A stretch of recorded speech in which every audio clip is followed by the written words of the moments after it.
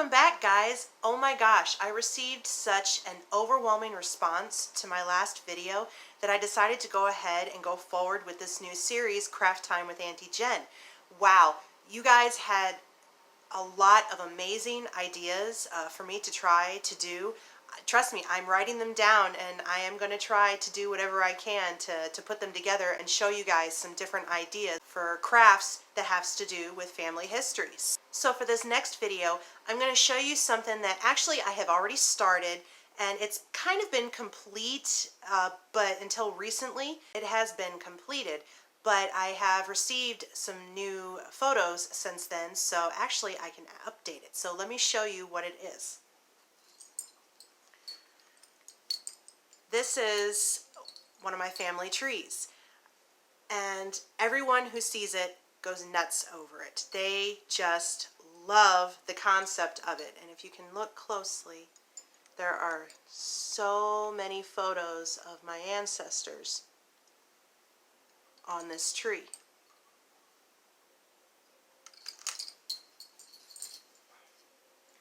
I originally came up with the idea when we lived back in our apartment. And for those of you who live in an apartment, you know how troubling it is to be able to hang photos on walls. There are so many restrictions and rules that it's maddening and frustrating.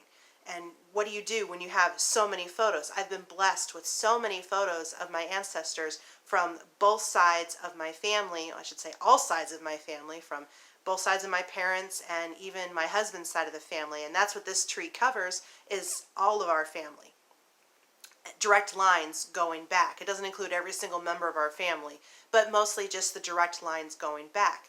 Well, I was trying to come up with an idea on how I could display all of these beautiful photos, and nothing was panning out until one day I was walking through an old grocery store in Washington, Missouri, and they had this beautiful wooden tree of life, as they called it.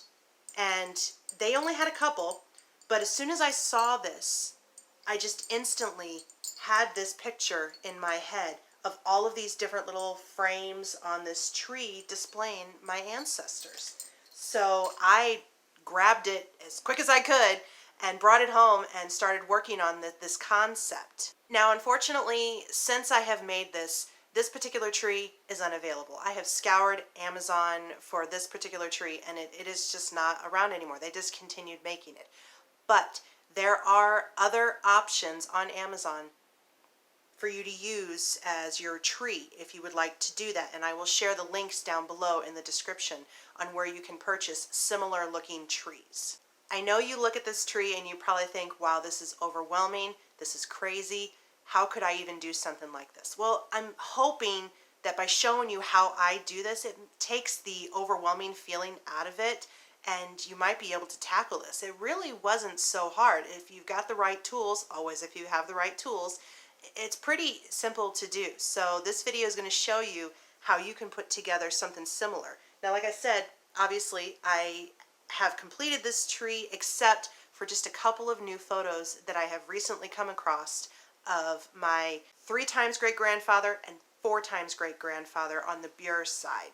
I was so excited to get these photos, so now they need to be added to the tree. So that's what we're going to do today. I'm going to add those 2 new photos to my tree. So, you know what? Let's get started. I'm excited.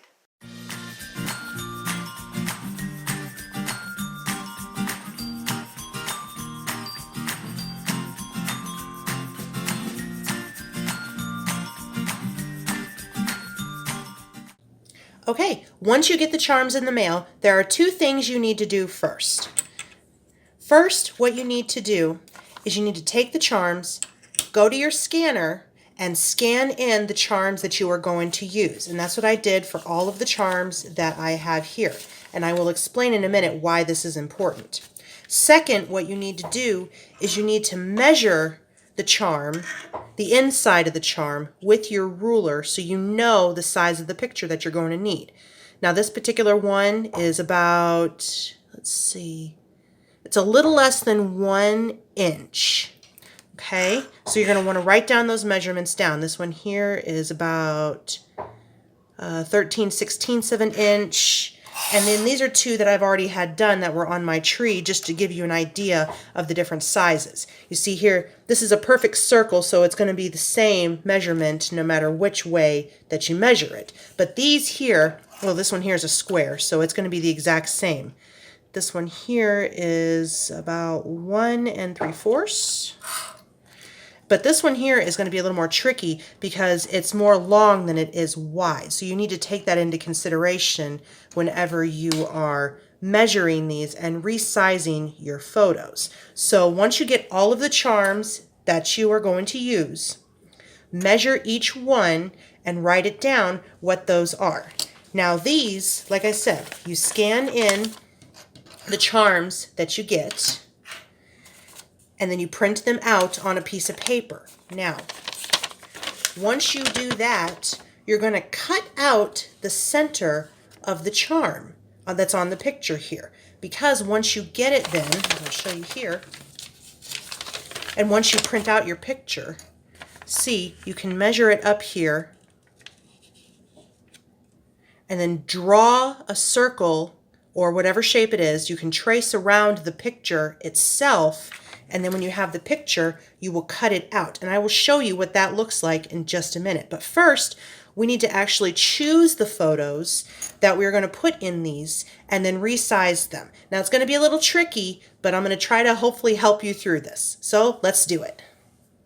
Okay, so out of everything that I'm going to show you on this video, this is probably going to be the most tricky and the most technical. So try to bear with me on this. One thing that you will need is a really good video editing software such as Photoshop, or if you don't have Photoshop, I use GIMP.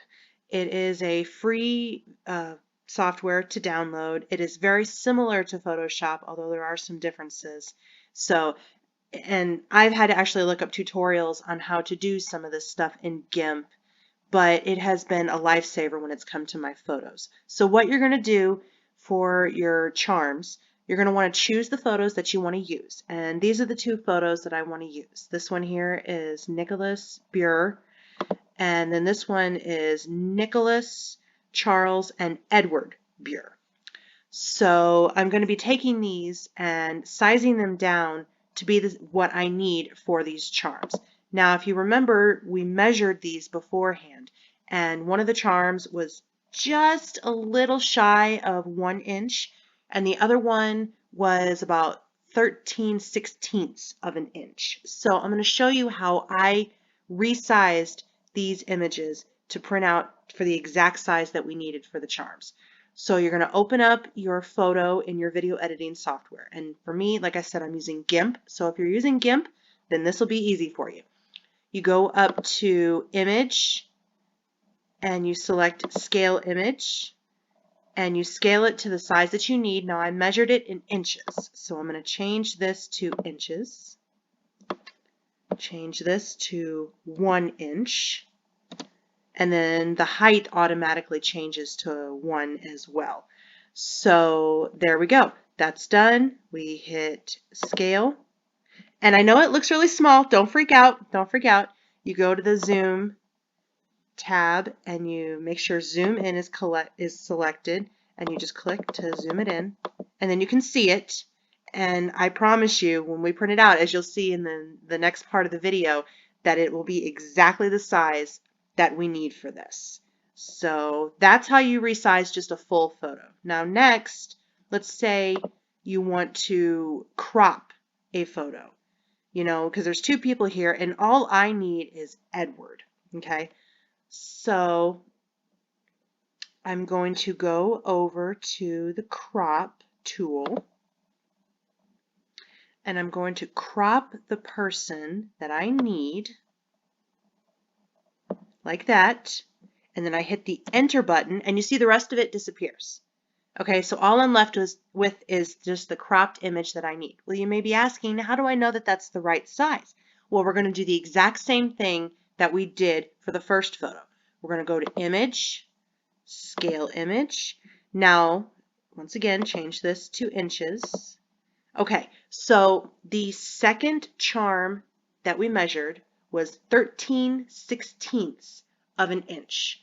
and we need to change that to a decimal. So just divide, 13 by 16, and it comes up to be, here, type it in, it's 0.8125, hit enter, and the height automatically adjusts, and then you hit scale.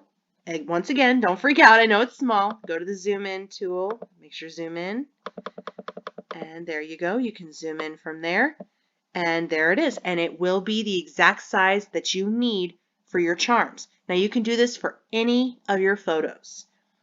Just open them up in the program that you want to use and scale the image down to the size that you need. That's why it's important to measure the opening of the charms that you're going to be using so you know how to scale it down. Now, when I printed these out, I used just an everyday glossy photo paper. You can use whatever photo paper you liked, but I liked the photo paper because it's a little bit thicker. It's got a better quality, especially since we're printing photos. You want it to look really nice for your tree. So it's really a personal preference when it comes to printing how you want to do this. But this was how you resized the photos. So now we're going to print these out, and now we're going to get to putting them in the charms. So here we go. There we go. See, that wasn't so bad, was it? We've got our pictures printed out, and now it's time to actually put them in the little frames. Now this here is the stuff that you will need in order to do this. I've got some Mod Podge, just some craft glue, a pen, the pictures, a paintbrush for the Mod Podge, and Mod Podge. I know I say that wrong. And then the scissors, and then of course your template so you can actually trace around the picture itself, which I'm going to show you how to do right now. And you see here, I went ahead and printed out my two pictures here. And so we're going to lay this over the top and center the picture underneath right where we want it to be. That looks really good. And we're going to take our pen and draw around the picture itself.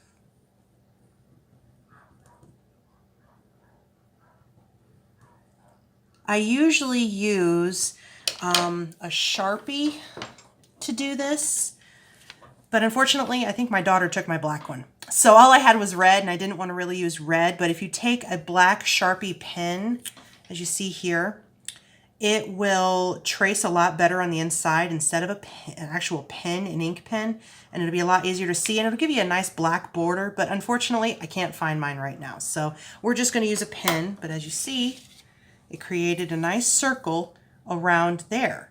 And then what we'll do is we'll cut that out from there. So I'm going to do this one now, and then we'll cut them out.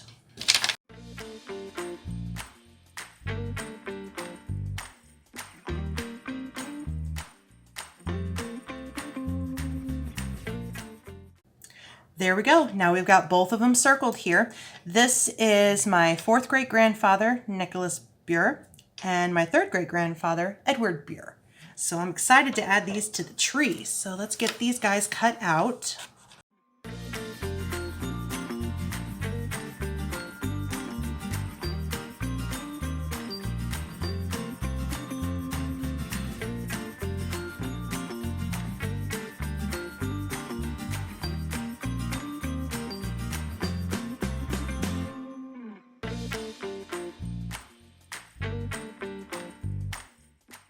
And there you have it. We've got our two photos that are now cut out. So let's make sure that they fit into the charms.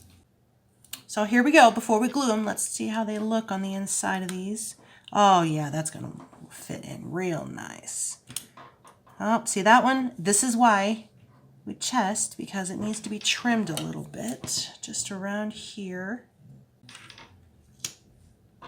There we go. It fits. So now what we're going to do is we're going to take this glue, just regular, I just got just a school glue pen, Elmer's, when it was on sale during the school sales. And I like this because it's just a little pen that I can just easily dab on behind the photos. So let's do that.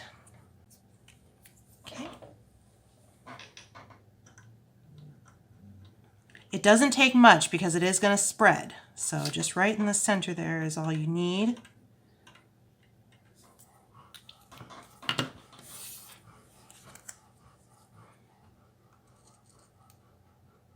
Make sure the head is right at the top here.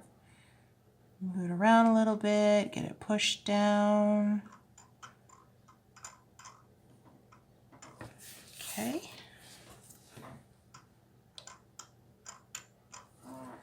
And then now this one. Again, make sure your head is vertical and centered with the hooks on the top. And there we go. Now need to let them set and dry. See here, this one likes to curl up just a little bit. So sometimes you might want to actually set something on top of this so it will actually dry with it flat. So really all you should need to do is just hold it down for just a couple minutes or so, just until it dries and sets enough that it'll stop curling. All right, now that those have set and dried, now we're going to seal them with a little bit of Mod Podge, which is a water sealer glue and finish. So we're going to just take just a little bit. It doesn't need much to go over the top. So we'll start with this one. This is going to protect the picture that you put in here. Now you can get a matte finish or a gloss finish. It's really a personal preference. And just make sure you get it all around the edges. So we're going to do that to both of these and then let them dry. And then we're going to work on attaching them. So here we go.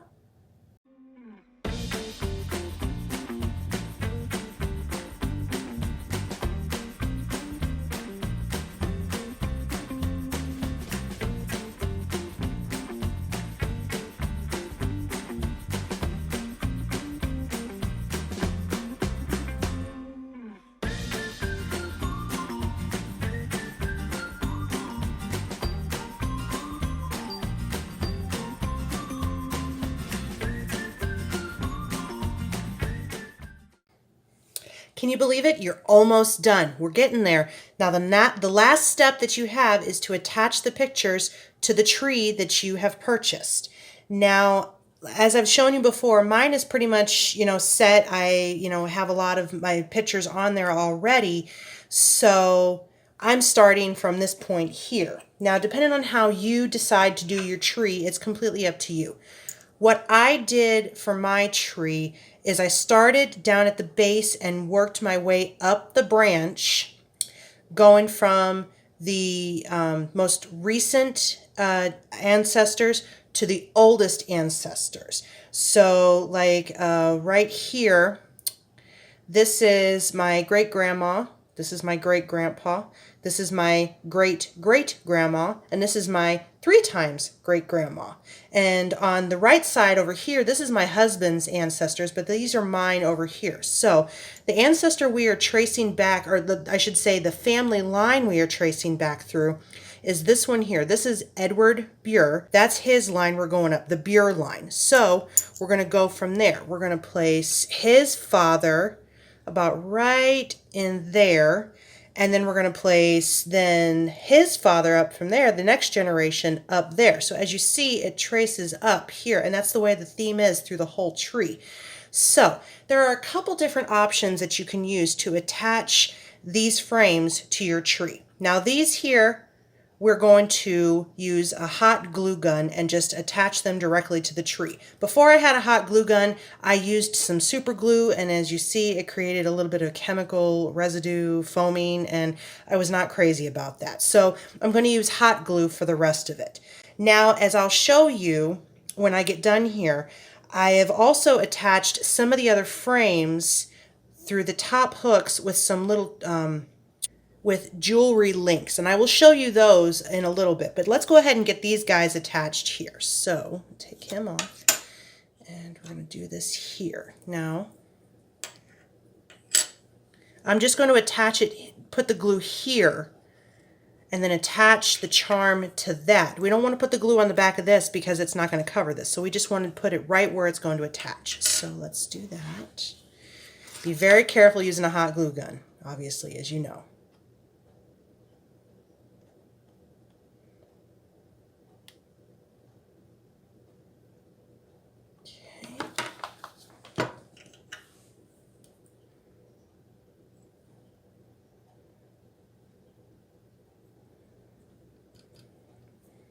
Okay, now that one's done, now we're going to do the next one. It doesn't take long for this to dry. Let's see where we want to.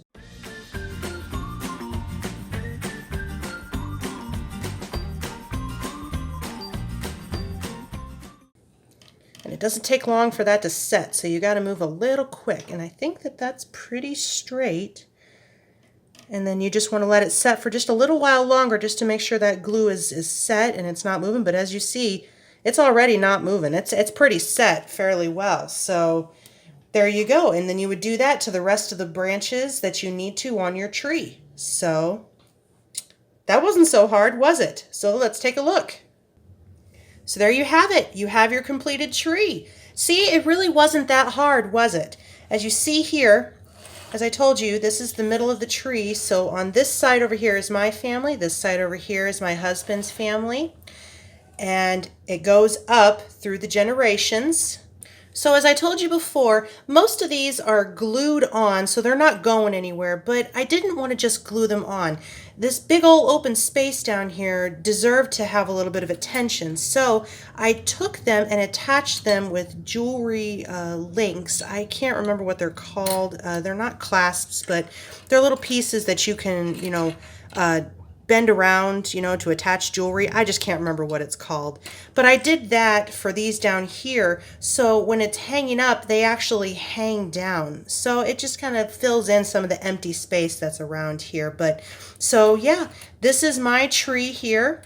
And as I said, it starts out here, it goes up the generations, and I'm so blessed to have all of the pictures that I have that my family has given me through the years, and that I've acquired through my research. And I keep saying, yeah, I'm done, but I don't know if I actually will be done. I may actually find more pictures. So we'll just have to, keep going from there. But I hope this has been informational for you, and I hope that you are excited to start your own tree. And if you have, I really want to see it in the comments below. Please leave pictures down below so I can see your beautiful trees. And if you have any questions, please feel free to leave them in the comments as well. And I will get back to you on it. So thanks for tuning in for Craft Time with Auntie Jen. We will see what we're going to work on next time. So bye.